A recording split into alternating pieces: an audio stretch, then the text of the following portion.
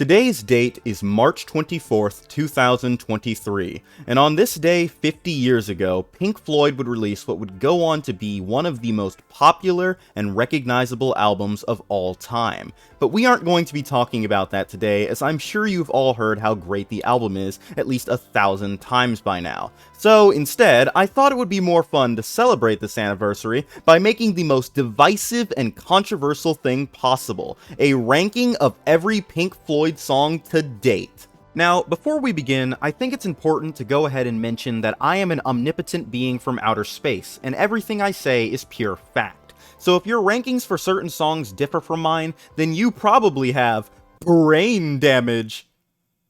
You get it? Because, like, it's the song. Never mind, it's funny. Anyways, let's go ahead and start with the bottom of the barrel songs that I have placed into a tier fittingly named Cancer AIDS Deluxe.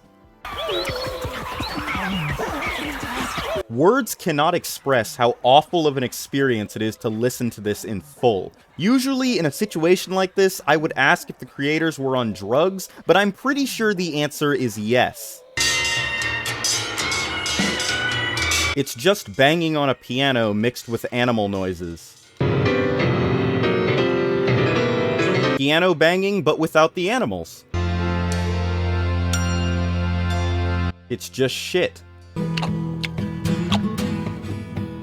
This song was actually made shitty on purpose. This song has a jump scare in it. It sounds very weird, but not necessarily in a good way. This is literally just a transition. I have no idea why it wasn't just attached to one of the other songs. I honestly don't know what they were thinking with this one. Like, it probably could have sounded good if they didn't add the robot part.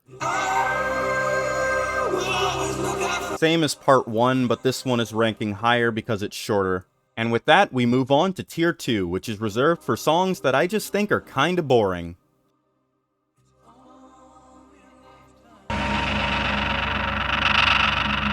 This one is way longer than it needs to be. It is literally just bongos. It is a very goofy and weird song, but it still doesn't really do anything that interesting.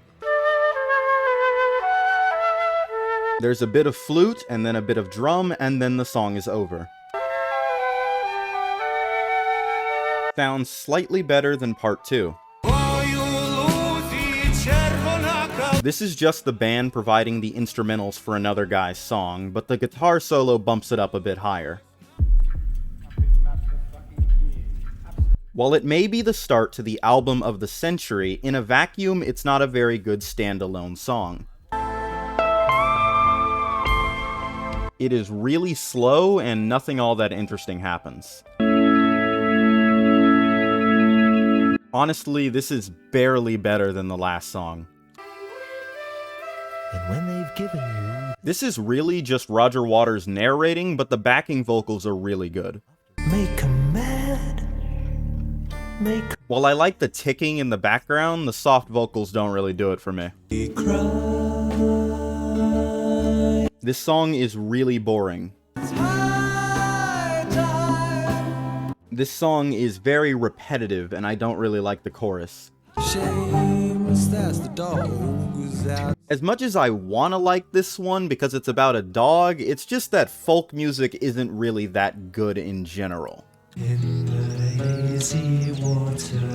Sort of sounds like a song that someone would sing around a campfire, and if it was shorter, I would definitely have placed it higher. Kind of an unpopular opinion, but I honestly feel like there's one too many slow songs on the wall. Maybe if this song didn't start with my ears being nuked, it would be a bit higher. The instrumentals are alright, but I really don't like how they just repeat the name of the song over and over again. It just feels like they could have done a lot more to make this song stand out. Probably the shortest song on this list, which is why it's also ranked so low. It kinda sounds like something I've heard a million times before. It felt too short to have any impact, but also too long to be enjoyable at the same time. If there was just a little something extra put into this song, then I definitely think it would have made it into tier 3, which I am reserving for songs that I think are mid, neither good nor bad. Still the dark stain spreads. Half of this song is absolutely amazing, and the other half is just kinda bad. A pretty decent instrumental track. A very good opera section. I just wish it didn't get interrupted with the knocking. I have only heard positive things about this song, and honestly, it is really overrated. A good start to the album, but still very lacking. It's alright, not much more to say. The beginning and end are really good, but the middle is just kinda mid. I feel like this song honestly would have been better without the vocals. It's really mid up until the ending portion where it really starts to pick up, but it's a shame that it's only at the end. Hey, you. I like the little bells and the carnival music in the middle, but overall the song is kinda repetitive. It's alright, but I feel like it takes a bit too long to start up. Like, they could have easily shaved a minute off of the song without really changing much. Gonna get a lot of hate, but I don't think Fearless is all that. No more turning away. The backing vocals are pretty good, but that's about the only interesting thing going on. Change, return, success. The good portions of this song are really good, but the bad portions are really low, so it's probably the most polarizing song within this entire tier. As much as I really like the ascending piano melody they do, I feel like they didn't use it as much as they should have. This is apparently supposed to sound dramatic, but it sounds more upbeat and jovial to me, honestly. Unlike most of Ummagumma, this sounds weird in a good way. Part 1 is a bit better than Part 2. There isn't really much to say about this song, it just isn't too interesting overall. Like the moment when the brakes lock. When I listened to the final cut, I really wanted to like this song, but the song that had played before it was just a much better closing for the album. Unfortunately, it is a bit too generic to make it into tier 3. From this point on, I think every song going forward is at least a 5 out of 10. It's honestly kinda funny how much better Part 1 is compared to everything that comes after it. A Pink Floyd slow song that doesn't put me to sleep. One of the more interesting songs in this album, not to mention it's between A New Machine Part 1 and 2, so obviously it gets a massive boost. It's a pretty decent song, not much to say. It's kind of like Sisyphus Part 3, but it doesn't suck ass. What can I do? I can't think what to say. The guitar work and vocals are really good, but it feels like something is missing, and I really don't know what it is. Remember how she said that. I kind of wish there was like an extra minute added to this song, because it was just starting to pick up in a direction I think I would have really liked. It's alright. Kinda slow, but in a good way. What shall we do? Like I said with Vera, it feels like the song ended before it started. This is actually the last song that band member Syd Barrett made before he left the band entirely, and honestly, if you look at the lyrics, it's a pretty decent song. This is the least Pink Floyd sounding song of everything in their discography. Even the one with just animal sounds a lot more like something they'd do than the Nile song. This just does not sound like a Pink Floyd song at all. If you were to tell me, like, a few weeks ago that the Nile song was made by Pink Floyd, I would not believe you. Unfortunately, part 1 has to walk so that part 2 can run.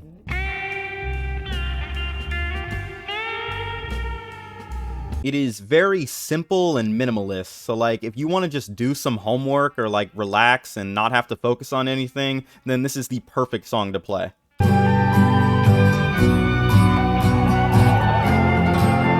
As weird as it may sound, I really like the quiet water droplets in the back. I feel like it shapes the whole song.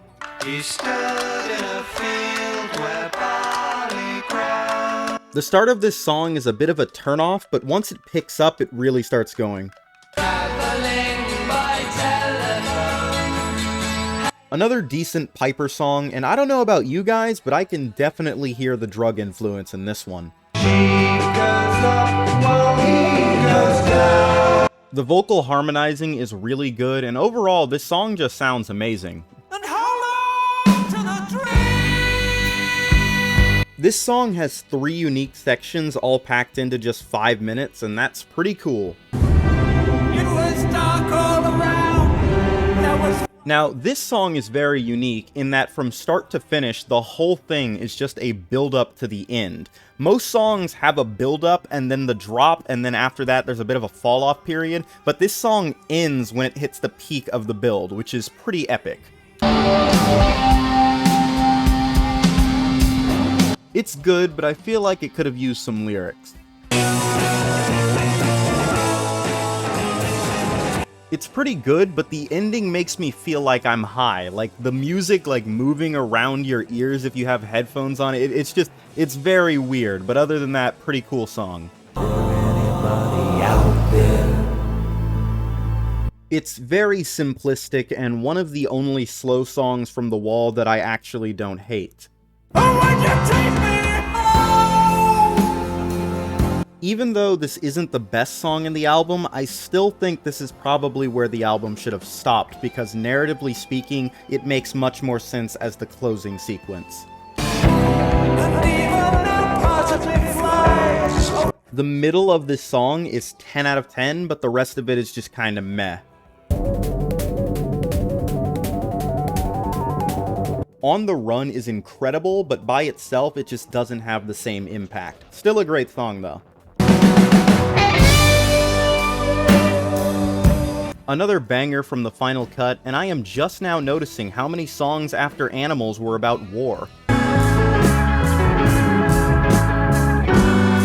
This will be a very controversial placement, but I kind of like this song ironically. Like, the musical parts in it are very good, 10 out of 10, but the eating parts do bring it down by a lot, but I also really enjoy showing this song to people just because of how ridiculous it is.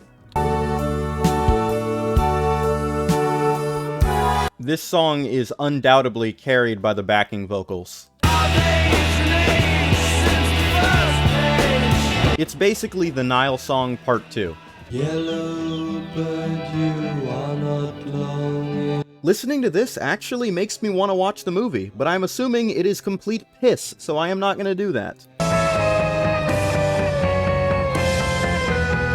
This was definitely the best possible thing they could have used as a debut song. It perfectly introduces people to Pink Floyd. Super high energy and chaotic. Definitely the best song from More. Jesus bled, pain is red. I genuinely cannot decide whether I like the beginning or end more. This song is just amazing all the way through. It's hard to describe what I actually like about this one. It's just really good on the ears. This is what If would have sounded like if it was actually good. The grass was greener. I absolutely love how the bell continues to play for the entirety of the song in the background. The backing track for this song sounds just like it came out of some sort of movie montage. It is so good. Remember what I said earlier? Another war song. Another great song from The Wall. It starts off kind of slow, but it begins to pick up in the middle. You know that I care. While I usually would have ranked a song this slow lower on the list, I feel like Pigs on the Wing has a certain charm to it that some other songs in the same category are missing. Zigzag away through the border. Part 1 is slightly better than Part 2. Can you see your days blinded by darkness? I refuse to elaborate on my placement because title. Mama's gonna put all of her fears into you. A simple but impactful song, especially when it comes to the lore of The Wall. The guitar solo in this song goes absolutely insane. 13 channels of shit on the TV. The intro to this song with the dude screaming at the baby is literally just me. Stan Tropez is kinda like Pink Floyd trying to replicate the Beach Boys, but in all the best ways. Matilda Mother was the point in the album where I realized that I should probably take a bunch of acid before listening to the rest of it. There is no other day. When I was in high school, I once had a teacher call me a poser for not knowing what song this was. Undoubtedly the best chorus on all of the Division Bell. This song starts off so mellow and then just kicks it up to 11 out of nowhere. In my opinion, this is the most depressing song that Pink Floyd has ever produced. And with that, we shall move on to Tier 4, which is only for the best of the best Pink Floyd has to offer. The start to this song is so aggressive and beautiful, and I love it. It feels like every song from this album is either really good or really bad. There is just no in between. Did you see the frightened ones? I am sad to admit that I learned about this song from a Rick and Morty episode. A very solid track from the middle of Obscured by Clouds. I just really wish this song was longer. It's just a banger, nothing more to say. It's got an absolutely insane build-up, and I love the little strobe effect that follows you throughout the whole song. Honestly, this song is only this high because of bias. A lot of people don't like how this song starts, but all of the dialogue is kind of necessary for you to get the full effect when everything pops off. This song is up here solely for the guitar at the end. It is just that good. I can't seem to speak. Pretty much everyone agrees that Keep Talking is the best song from Division Bell. It's louder than words, this thing that we do. Alright, I know this is kind of cheating since I said I wasn't going to include any songs from this album, but to be fair, this one is a complete banger and is the only song from the entire album that has actual lyrics, so I'm fine cheating just this once. I really, really wish this song was longer. If only the album was this good all the way through. This is kind of like Not Now John, which is already a very good song, dialed up even further. This is an amazing track. A fantastic blues-inspired track. If this song was made today, then the entire band would immediately be cancelled within a matter of seconds. I just ranked a song about a talking gnome over the entirety of multiple albums. I can already feel the heat-seeking missiles approaching. And as I was saying earlier, everyone thinks Keep Talking is the best from this album, when it's very clearly What Do You Want From Me, hands down. Even though this is technically just a transition song, I absolutely have to rank it this high, because there is no better way to listen to Another Brick in the Wall Part 2 than listening to The Happiest Days of Our Lives first. Are there any queers in the theater tonight? It's the racist version. I absolutely love this song, but if I had to complain, it's just a tad bit longer than it needs to be. It's the non-racist version. The horn work in this song actually makes me want to cream my pants. Once this song gets rolling, it keeps rolling until the very end. Amazing. This song is incredibly overrated. Like, it's good, yeah, but it's not the best. I'll see you on the dark side of the moon. Honestly, I should rank this song lower, because when you hear it, it means that one of the best albums ever made is about to end. And of course, Brain Damage cannot be complete without Eclipse. The second half of Shine On You Crazy Diamond is kind of like a kid being overshadowed by his older brother. I still love the song though. This and all of Pink Floyd's other singles are just in such an odd category when it comes to how unique they are.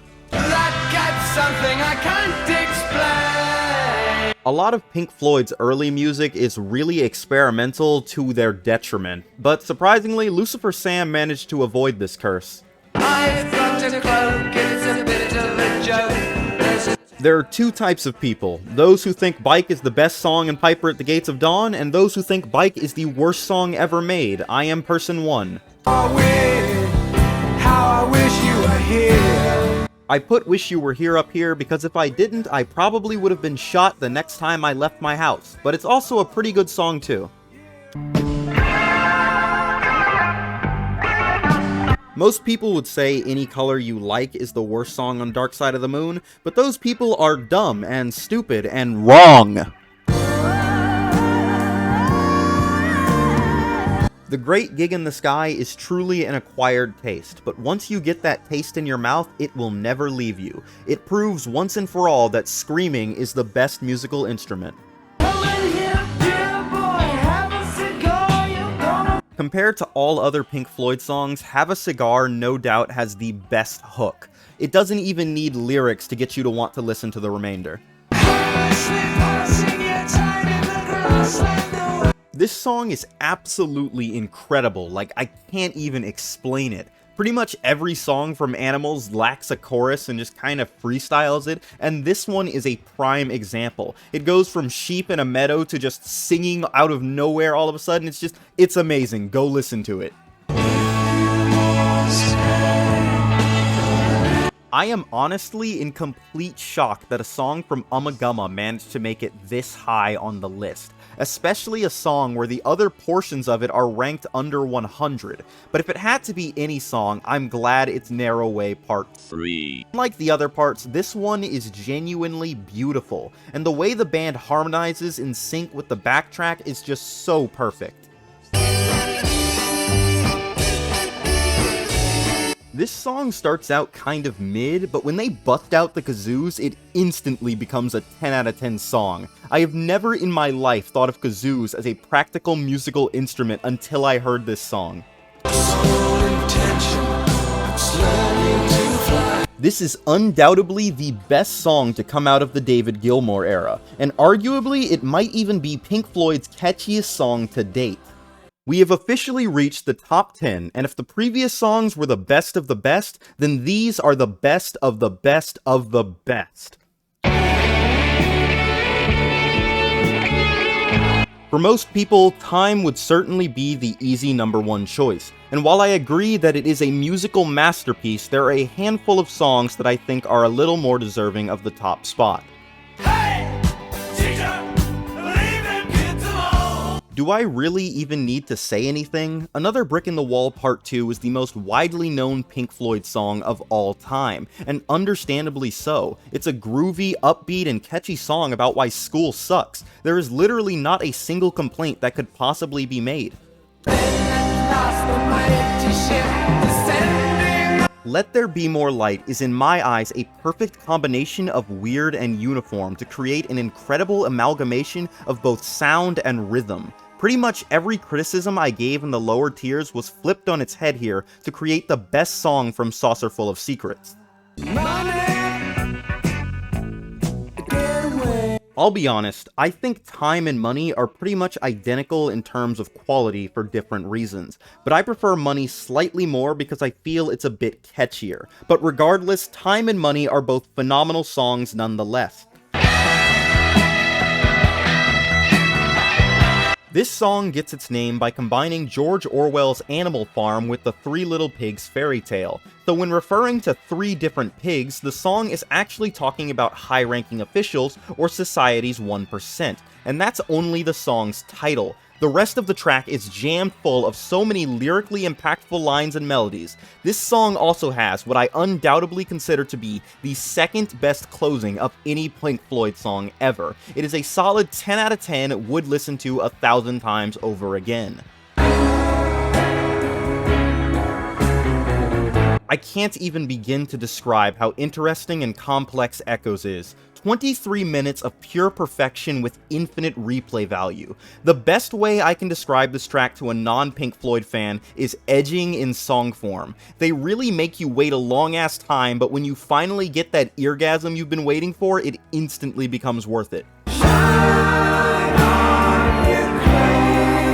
Shine On You Crazy Diamond is a tribute to Syd Barrett, the founder of Pink Floyd, who unfortunately left the band due to his declining sanity and rampant drug use. He's the guy who spearheaded the first two Floyd albums, and his departure never truly left the minds of his fellow bandmates. I could go on and on about how this song uses certain compositions in order to pull out specific emotions from the listener, or how no other song has ever managed to have such a perfect build-up, but really, all I can say is that if you have not heard this song, then you need to listen to it now. Even if you aren't a huge Floyd fan, I promise you, it is 100% worth the time. This song is truly incredible.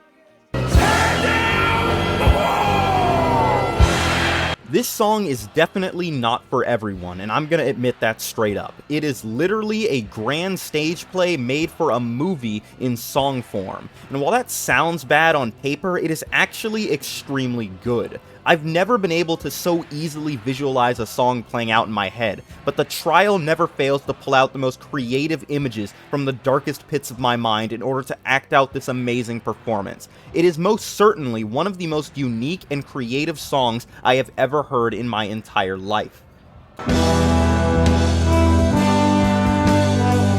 To tell you the truth, most people would typically have Adam Hartmother at the bottom of any ranking. I mean, it's 24 minutes of just sound. There are no vocals whatsoever other than chants, and honestly, Echoes does a better job at edging the listener. But the reason I consider Adam Hartmother to be the second best Pink Floyd song is because there simply is nothing else like it. Adam Hartmother is similar to classical theater performances, but with far more experimental sounds and melodies. There are so many instruments used in this song that it is literally impossible to play it live without an entire amphitheater of trained musicians. Unlike pretty much any song ever, I can't just find something that sounds similar, because nothing does and nothing ever will. The band themselves may have disowned the song, but to me, Adam Hartmother will always go down as the greatest orchestral piece ever produced, as well as the second best Pink Floyd song. But there is still one more that I think stands above all else. Who was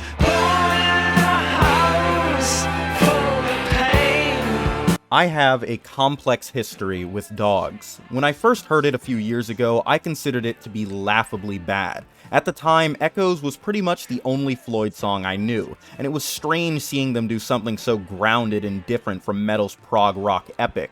But as the years went by, I kept listening to Dogs over and over again, until one day I finally realized something. Dogs is the greatest song I have ever heard. My eyes had been opened, and I began to appreciate all of the different nuances in the melody and recognizing each act for what it brought to the song. I read the lyrics and discovered a powerful statement on class and people's true place in the world. I really began to understand what I had been missing out on for all this time. Adam Heartmother may be one of a kind and irreplaceable, but Dogs manages to accomplish the same task while also having a message to spread. It has been 46 years since the song's release, and nothing has come even close to the level of quality found throughout every second of this song. Dogs is a once-in-a-lifetime gem that I plan to cherish until my days are numbered.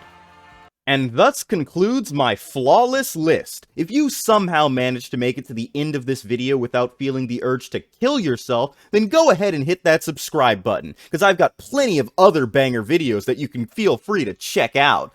And, I actually don't know how to end this video, so, flashbang! Coming